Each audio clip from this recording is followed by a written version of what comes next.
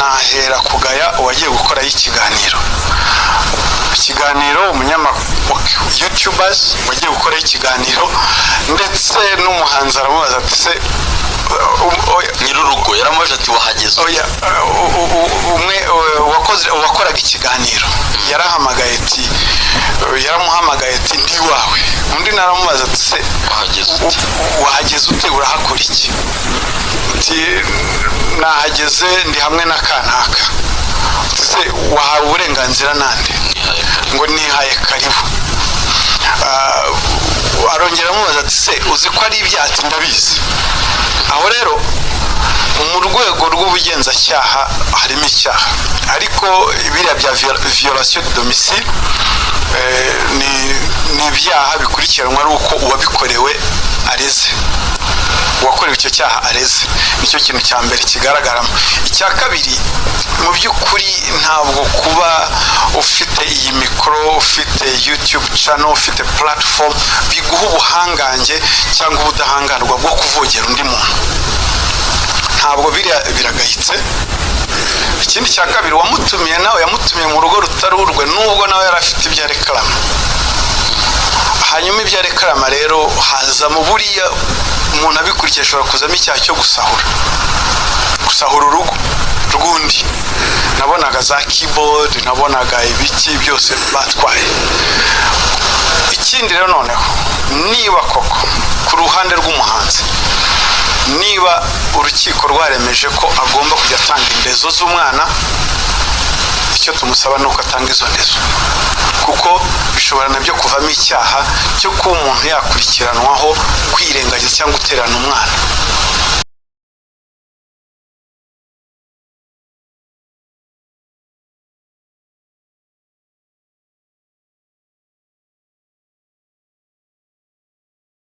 ariko impamvu tubaza RIB uburyo imbuga nkoranyambaga ibizikorerwaho nuko muri iki gihe cyangwa se uko iterambere rikomeza gutera imbere cyane n'ikoranabuhanga niko izo mbuga nkoranyambaga zikoreshwa rimwe na rimwe mu gukora ibyaha cyangwa se hakaberaho zimwe mu ngeso zidakwiriye muri sosiyete.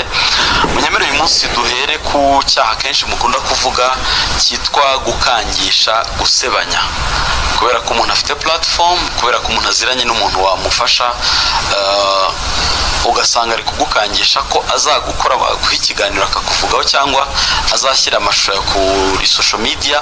Nagira ngo mushamake mudusobanurire ibyo cyaha Dr. Urakoze cyane nshimishijwe na introduction ukoze ibanza kuvuga ko burya umuntu wese ujya ku uploading ikiganiro cyangwa gukoresha imbuga nkoranyambaga agomba kuzirikana abamureba kwita ku bamureba uburyo mvuga ubwo ni ukububaha bivuga iki ibyo ushyiraho nibyo bigaragaza ko abakureba babubashye ushyiraho ibihuha ushyiraho amafuti ni ukuvuga ngo abakureba ababandi wita aba followers bawe babandi akenshi mutangira kuvuga ngo subscribe bantu banjye abo ngabo burya iyo ubaha ibintu by'amafuti ibintu by'ibihuha kubeshya ntabwo ububashye.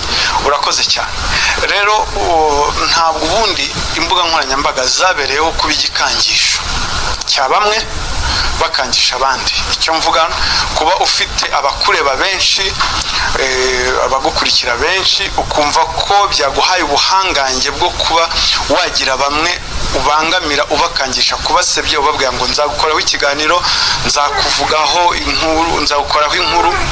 Ibyo byose ntabwo social media platform iriho nka tools yo gukangisha abantu nk'igikoresho cyo gukangisha abandi kubasebya cyangwa se kuba wagira ibindi bakoresha mu nyungu zawe bwite ngo kuko ufite abagukurikira benshi. Rero icyo yabereyeho ahubwo ni ukwibyaza umusaruro mu buryo bwiza. Iyo rero unyuranyije n'ibyo uba wamaze kurenga umurongo uba wamaze kujya mu murongo ukuganisha gukora ibyaha. Aho ngaho ni invitation uba uhaye urwego rw'ubugenzacyaha. Ni naho wenda abakoresha imbuga nkoranyambaga biganjemo ibyamamare batinda kumva impamvu RIB yaje muri showbiz cyangwa ibyo abantu bakoze bishobora kuba ari amashyengo yabo cyangwa ari ugutwika cyangwa wenda ari amakimbirane bafitanye ariyo mwagiye mwamagana igihe kinini ko bidakwiriye kuzamo inzangano bidakwiriye kuzamo imiryango cyangwa n'ibindi by'ibikangisho ku muntu mu buryo buri personnel. Tumaze iminsi ni mike cyane, ngira ngo ni muri weekend tuvuyemo tubona inkuru z'umuhanzi witwa Dani Nanone. Si bwo bwa mbere tumubonye afite aho ahuriye n'ubutabera, ariko inshuro zose Dani Nanone agera imbere y'ubutabera kubera umugore uvuga ko babyaranye abana babiri, ndetse akavuga ko afite agahinda nyuma y'uko anamutsinze mu imbere y'urukiko, imbere y'ubutabera, ariko uwo mugabo w'umuhanzi akaba adatanga indezo. Ejo bundi nibwo twabonye akora agashya ajya mu rugo rw'uwo muhanzi afatira ibikoresho bye ahereye ku byo mu nzu, avuga yuko ari ikimenyetso cy'uko ashaka ko uwo mugabo aza. Harimo byinshi yavugiyemo, abantu bagira ubwoba, abafite abana bagira impuhwe, n'abandi bagira ibyo bibazo, ariko baravuga bati kuki RIB idatabara uyu mugore? Abandi batari ku uyu muhanzi nawe ari gukorerwa ibyaha. Sinzi iyo abantu bavuze ko urwego rwa RIB rurebera, sinzi niba mubifata nk'ibisanzwe. Nabyakiriye rwose, buriya turabikurikirana, byose turabikurikirana uko ibikorwa. Ngira ngo hari n'abo twagiye tuganira iruhande, gusa njyewe ntangiye kugaya, nahera kugaya uwagiye gukoraho ikiganiro YouTubers bagiye gukoraho ikiganiro, ndetse n'umuhanzi aramubaza ati se nyir'urugo yaramuje ati wahageze? umwe wakoraga ikiganiro yaramuhamagaye ati ndi wawe. Undi naramubaza ati se wahageze ute, urahakora iki? ati nahageze ndi hamwe na kanaka. Se wahawe uburenganzira nande? Ngo nihaye karibu. Arongera amubaza ati se uzi ko ari ibyatsi? Ndabizi. Aho rero mu rwego rw'ubugenzacyaha harimo icyaha, ariko biriya bya violation de domicile ni ibyaha bikurikiranwa ari uko uwabikorewe areze, uwakorewe icyo cyaha areze. Nicyo kintu cya mbere kigaragaramo.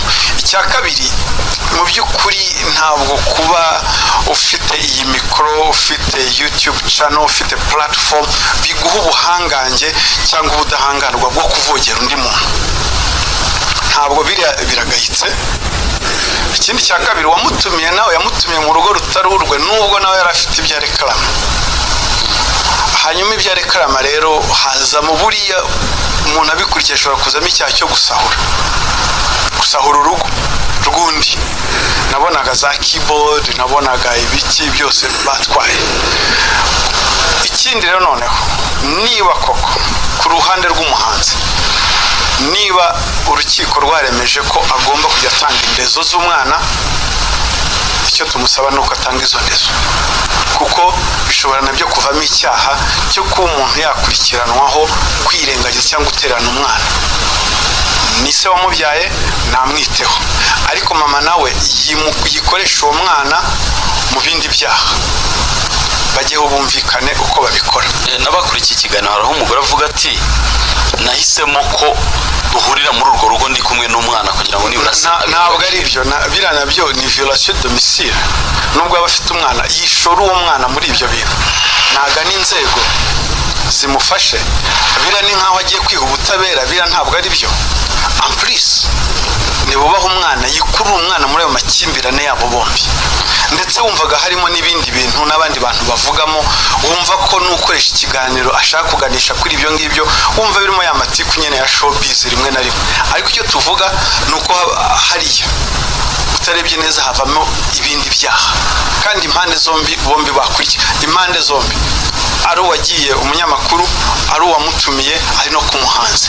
Umuhanzi afite icyo yakurikiranwaho kijyanye n'ibyo urukiko rwamutegetse gukora, bijyanye n'inshingano z'umwana. Iyo ntawe abikwepera, n'abana be. Nk'umugabo nahagarare, ariko mama nawe ntareke kuvogera urugo rw'umuntu, gushyiraho igitutu. Harabona bumvaga bamwita ngo ni mama w'umuhungu, mama w'abahungu.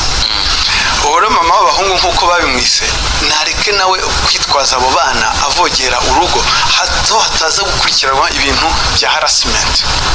Niyegera inzego zimufashe muri ubwo buryo. Isange One Stop Center nikibereye aho. Ikindi, umunyamakuru nawe biriya biragayitse pe. umuhanzi yaranamubazaga ati uzi ko ari icyaha? Ati ndabizi. Ni ukuvuga ngo yabikoze nkana. Rero icyo mbabwira, izi mbuga nkoranyambaga kuba ukurikiranwa ntabwo biguha, ukurikiranwa n'abantu benshi ntibiguha ubuhangange cyangwa ubudahangarwa bwo kuba utakurikiranwa igihe cyose wakoze ibyaha. Benshi babikora bitewe ngo cyane cyane bagenzi wenda b'abadamu b'abafiyemera, niko nabivuga. Handitse muri komantire avuga bati wakabaye ugana urwego rw'igihugu rw'ubugenzacyaha cyangwa n'izindi nzego zikagufasha, kuko niba uvuga ngo umuntu yashatse kugutera icyuma ni attempt yo kukwica. Ibyo ni ibyaha. Ariho abantu bavugaga bati ibyo bintu uvuga niba byarabaye koko wakaba yaragannye inzego zikagufasha. Ngira ngo iyo umuntu abivuze kuri interinete bituma abantu bagira impuhwe ndetse bakanya no ku ruhande rwe. Ariko se umuhanzi, uriya muhanzi we nta butabera akwiye kuko byangiza izina rye. Tujye kuri uriya ruhande rw'uwo bise nyina w'abahungu. Nagaye ukuntu ni gute umuntu yemera ko kuri space umuntu bamwitabisha kuriya, wumvaga ukuntu bamugaragaza agati. Wumvaga uriya hariya ni Dumba ko yamuvuye TikTok uye kuri space, Twitter space, yego yari X space bari bakreye ivuga kuri ibyo ngibyo. Narikurikiye numva ukuntu umuntu bamugaragaza agati, bamumenesha ibanga rye public itagombye kubimena. Ntabwo rwose imbuga nkoranyambaga buriya kuyitabaza ngo ushaka ubutabera uribeshya ahubwo urimena inda, urajya kwivamo, urajya kuvuga ibindi bintu public itakagombye kumenya. Kandi ibyo ni ibintu bizaguma hanze, abana bazaguma bamenya nabo babona bavuga ati burya mama nuko yari yitwaye. Kandi buriya icyo uvuga cyose kuri izi mbuga nkoranyambaga mujye mwibuka ko ntabwo turi abacu ngo twigenge, tugomba kugira kumenya ibyo tuvuga n'ibyo tutavuga. Kuko hari ikintu ushobora kuvuga imyitwarire yanjye cyangwa ubuzima bwa kanaka, ubuzima bwe bwahahise, ugasanga burakomeretsa umwana aragendana ikimwaro cy'ababyeyi buko bari bameze mbere. Hari ibintu bita secret de la cuisine. Abantu ni iki cyabaye gituma abantu batakigira ibanga? Imbuga nkoranyambaga ni iki kirimo ujya kwimena inda ukavuga ibyawe byose, kandi noneho bigira impact ku muryango wawe, ku bana bawe, aho uvuka, aho ukora, aho ugenda. Imbuga nkoranyambaga rwose. Kandi rero ikibazo, ibi bintu ntuzi ubifite, ntuzi igihe bizagarukira, ntuzi igihe bizagukoraho. Ni ikibabaje. Bikurikirana n'abana kubera iki? Kubera iki abana bagomba kuba victime ya nyina cyangwa se utaragize ibanga? Kuki umuntu agomba kugendana igisebo cy'ababyeyi be, cy'abo bavindimwe, cy'aho bashatse badafite ibanga? Kubera ko social media nta bucamanza burimo. Hariho abayita ngo ni court of public opinion. Ni court of public opinion nyine twarayibonye nk'iriya Twitter space ukuntu bari kumwitabisha. Ikindi noneho nk'ubugenzacyaha mubona bitangiza nk'iperereza cyangwa biragayitse, twakwita nk'ubwiru bw'ubutabera. Hariho abasatira kwangiriza kubangamira iperereza, ariko ibyinshi ntabwo tuba dufite uburyo natwe turi burengera ubutabera, turi burengera iperereza. Ikindi mvuga rero noneho ku ruhande rw'umuhanzi, nk'umugabo mugenzi we ndamugira inama nafate responsibility z'umugabo, akurikiza ibyo urukiko rwamutegetse, hato hataza kuvamo ibyaha byo kwanga kwita ku bana yabyaye. Ntekereza ko icyarakaje uwo mama w'abahungu ni uko umugabo yagiye mu rundi rukundo. Nabyo numvise bamubaza batese ibyo bintu uvuga bihuriye hehe no kurerwa kw'abana? Urumva Chita, aho nicyo cya kibazo kiri. Urumva amarangamutima yawe urayazanamo abana, ukayazanamo ibindi. Abantu bamenye kumezera amarangamutima yabo. Yego. Urumva izanye amarangamutima yo gufuha nk'uko bamubwiraga, bamushinjaga gufuha undi akabihakana. Urumva aho ngaho niho ibyaha biziramo, cyangwa se ibintu bitari byiza biziramo. Nta muntu wari ukwiriye gushimishwa. Ngira nkurikije wenda uko nabyumvise, abana be bamaze guca akenge. Umwana rero wumva ngo mama arafuha, ngo kuri Twitter bamushinja ngo arafuha, kuri space yajya ku ishuri bakabimubwira. Amasura yabo ari everywhere, hose, ahantu hose. Ubwo abo bana barajya ku ishuri, abo bana nibabarinde, bibarinda umwana rwose. Murakoze cyane. Murakoze.